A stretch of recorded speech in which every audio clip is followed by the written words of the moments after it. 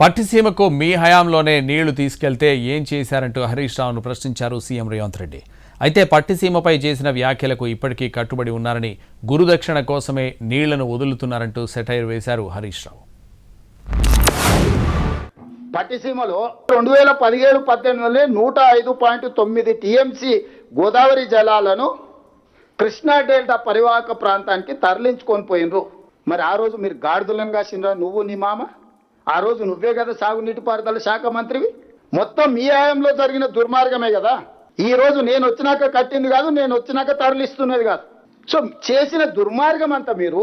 గోదావరి నది మీద కూడా ఏమైతుంది, కరువు వచ్చినప్పుడు పైన మహారాష్ట్ర గైక్వాడ్ ప్రాజెక్టులో నీళ్ళు ఆపుకుంటుంది, కిందికి మనకు నీళ్ళు రాక మనం చాలా తలడిల్లిపోతుంటాం.